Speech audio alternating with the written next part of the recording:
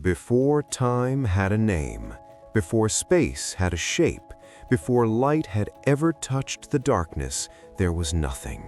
No sky, no earth, no sound, only an endless silent void. And in that nothingness, God existed, eternal, unseen, and all-powerful. Then, from the silence, God's presence moved over the darkness. A radiant light formed, calm yet powerful, waiting to be revealed. And God spoke, "Let there be light." Suddenly, light burst forth, tearing through the darkness, brightness separated from shadow. Day was born and night took its place. Order replaced chaos, not by force, but by divine command. God saw the light, and it was good.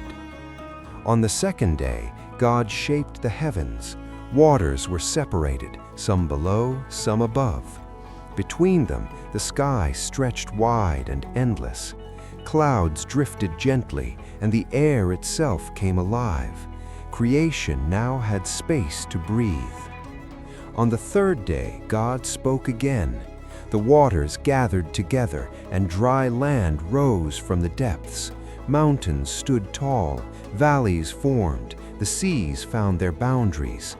Then life burst forth across the land. Grass spread like a green carpet, trees rose strong and full of fruit, flowers bloomed with color and beauty. The earth was no longer empty, it was alive. On the fourth day, God placed lights in the sky, the sun to rule the day, the moon to rule the night. Stars scattered across the heavens, countless and brilliant. They marked time, seasons, and years. The universe now moved in perfect rhythm. On the fifth day, God filled the waters and the skies. Fish swam through deep oceans. Great sea creatures moved peacefully beneath the waves. Birds soared freely across the open sky. Life moved, multiplied, and flourished, and God blessed it. On the sixth day, God formed the land animals. Creatures great and small appeared, strong, gentle, wild, and calm. They roamed freely across the earth, each with purpose. Then God did something different. He said, "Let us make mankind in our image." From the dust of the ground, God formed man, and God breathed into him the breath of life. The man opened his eyes, alive for the very first time. He stood in wonder, surrounded by a world made for him.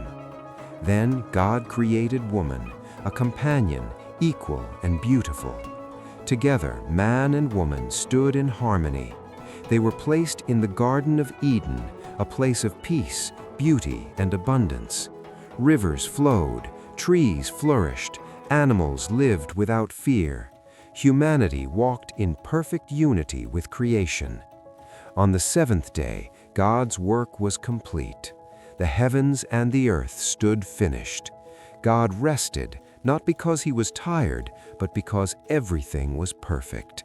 And the seventh day was blessed and made holy.